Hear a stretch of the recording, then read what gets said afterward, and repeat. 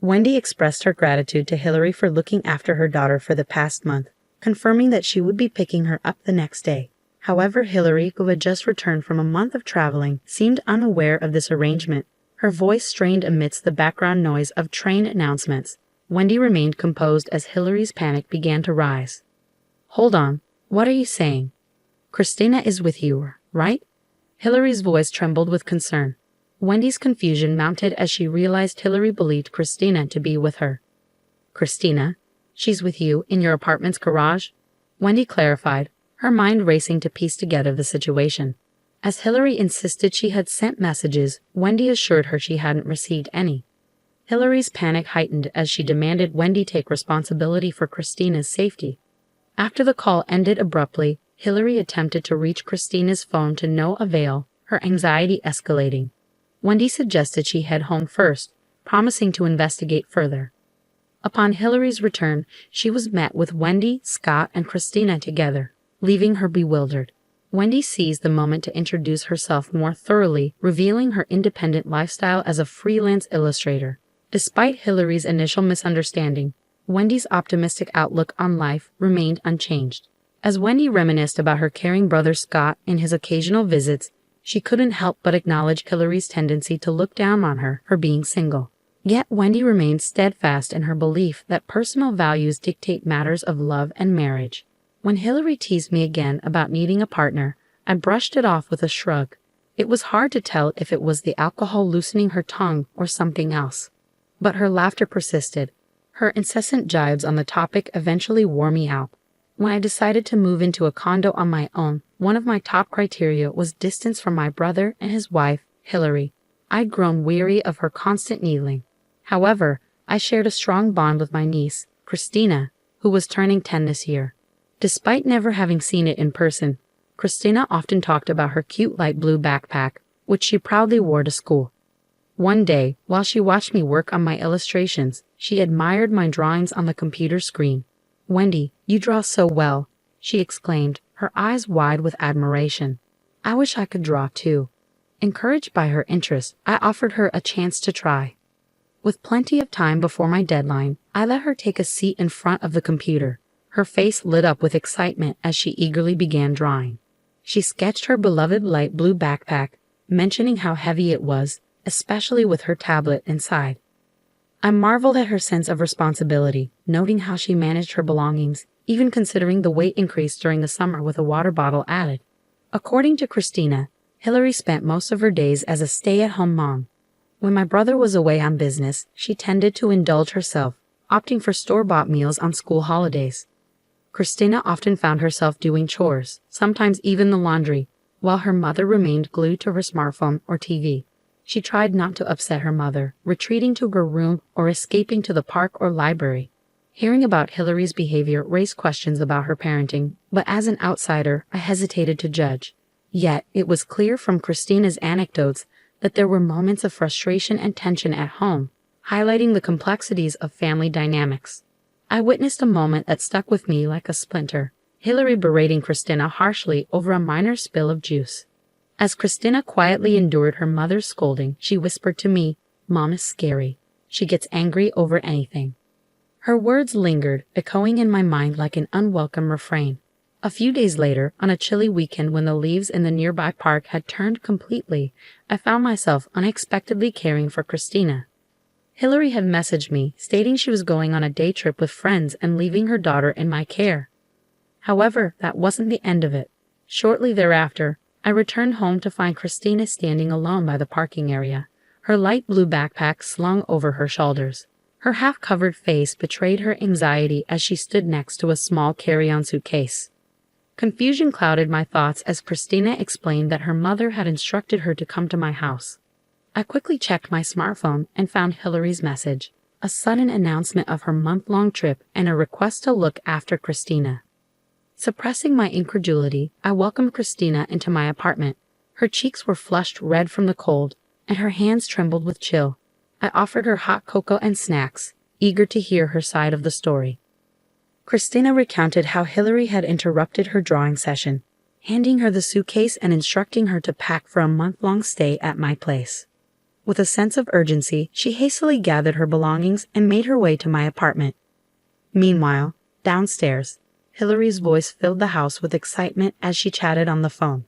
Christina winced at the sound, finding solace in the temporary respite from her mother's usual laughter. As Hillary bid her daughter farewell by the car, instructing her to behave and wait for me, the cold season seemed to intensify despite the sunlight peeking through the clouds. It was a moment of unexpected responsibility, but I was determined to provide Christina with warmth and comfort amidst the chilly uncertainty. I couldn't shake off the anger brewing inside me, contemplating what would happen if Christina fell ill under Hillary's neglect. "Does your dad know about this?" I asked Christina, hoping for some clarity. She shook her head, munching on chocolate cookies with a hint of innocence despite the crumbs adorning her cheek. Her casual remark about her parents' communication habits made me pause. It seemed unfair not to inform my brother, so I resolved to call him later. But then Christina dropped a bombshell. "You know, Wendy, I don't want to be with my mom anymore." Her words struck a chord, her usual cheerful demeanor replaced by a sullen expression. As tears welled up in her eyes, she poured out her heart, recounting incidents of her mother's explosive anger and misplaced blame. My heart ached for her, and I did my best to comfort her until her sobs subsided. It was evident that Christina's situation was far from normal.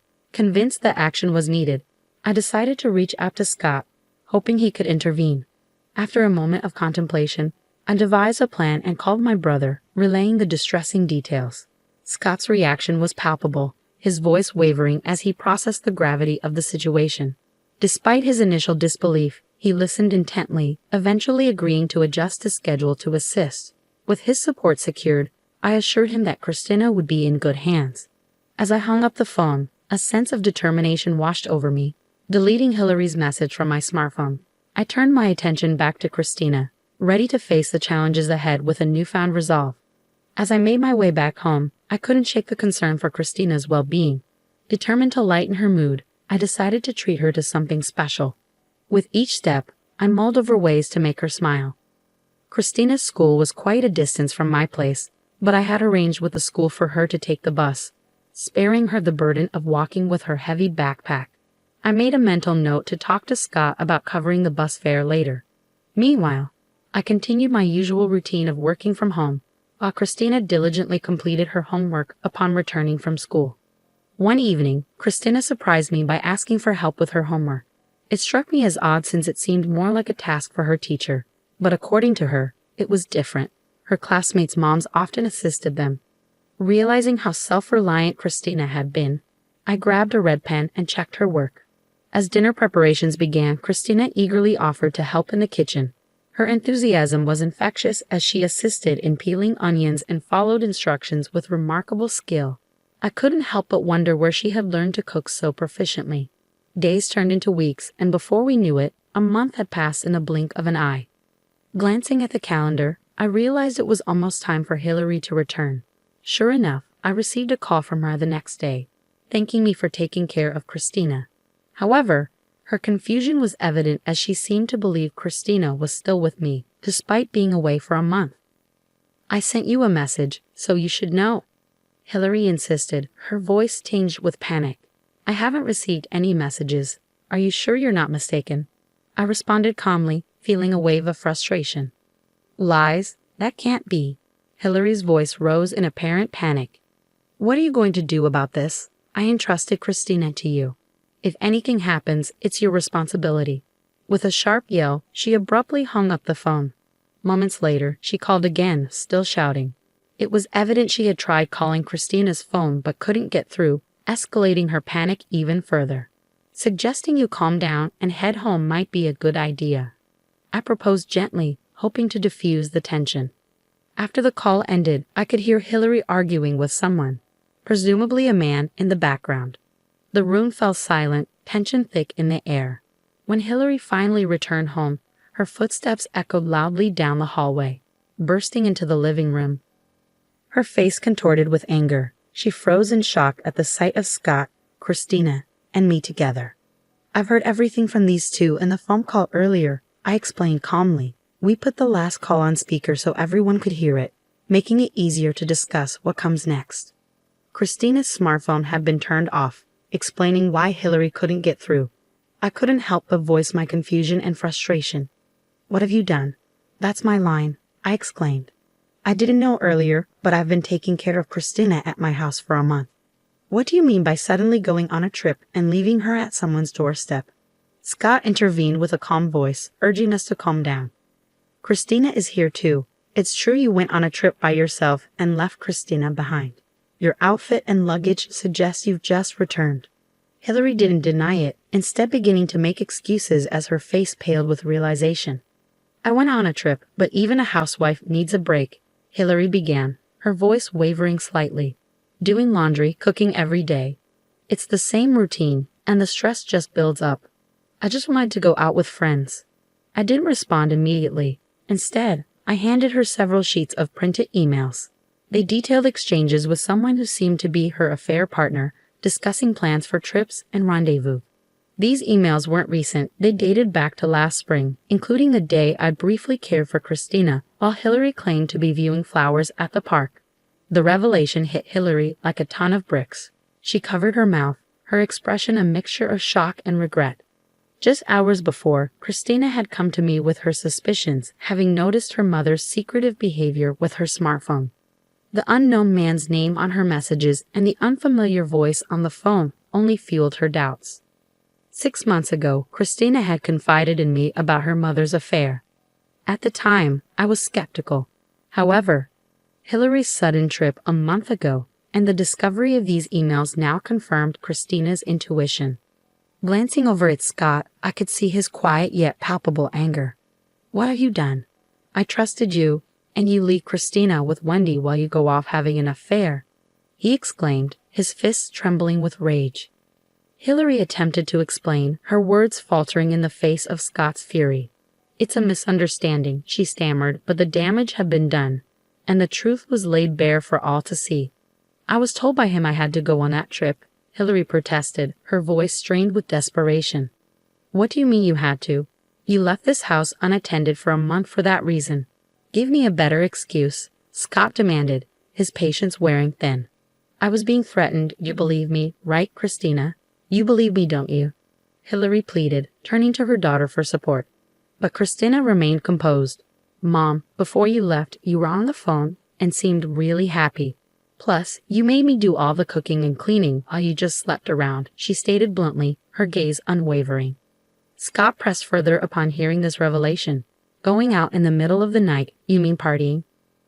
"No, that's not it," Hillary stammered, attempting to deflect. I intervened, showing Scott photos on my smartphone. They captured Hillary leaving late at night in flashy attire. "These are from a few months ago. Christina contacted me, and I happened to be nearby and took these. I was shocked, too." "Where were you going at that time, Hillary?" Confronted with the undeniable evidence, Hillary seemed to realize she couldn't argue her way out of this. Defeated, she slumped to the ground. "I can't believe this. I can't entrust Christina to you anymore. Let's get a divorce. I will also demand compensation. From now on, you can do as you please with that man," Scott declared, his tone resolute as he turned his back on Hillary. "No, you can't mean that. Don't you think Christina will be pitiful without her mother? What do you think, Christina?" "Help me," Hillary implored, her desperation evident. But Christina remained steadfast. "No, absolutely not.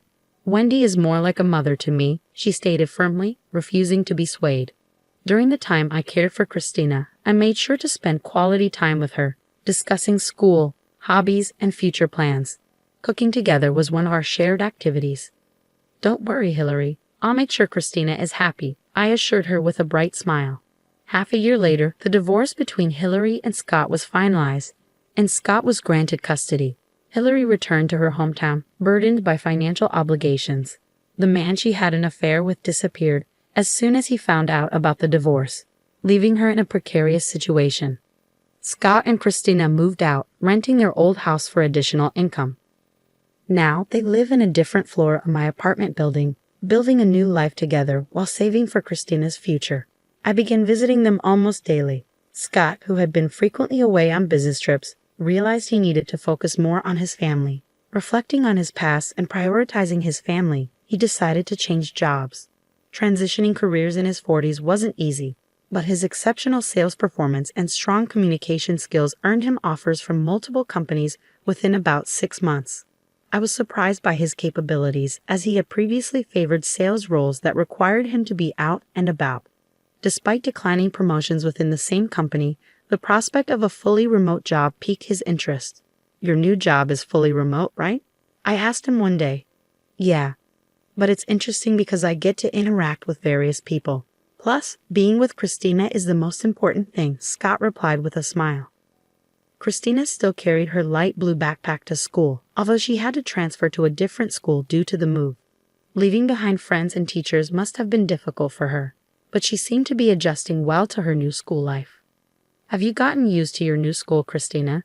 I asked her one evening as we cooked dinner together. Christina giggled in response. "Yeah, I made a friend in the class next door already." "That was quick," I remarked, impressed. "Yeah, we're going to make hamburgers at her house next time," Christina said excitedly, her face lighting up with a smile. Her dream of opening a restaurant at such a young age showed her determination and compassion. She explained that her friend's mom didn't cook for her either, so she cooked for herself and wanted to do the same for others who didn't have anyone to cook for them. "That's great, Christina. Your hamburgers are delicious. I hope a lot of people get to try them," I said, looking at her with admiration. Seeing her innocent smile filled me with a mix of emotions, but I couldn't help but smile back. Christina's dream wouldn't end as just a fantasy. She seemed incredibly brave and bright, and I looked forward to the day she opened her restaurant.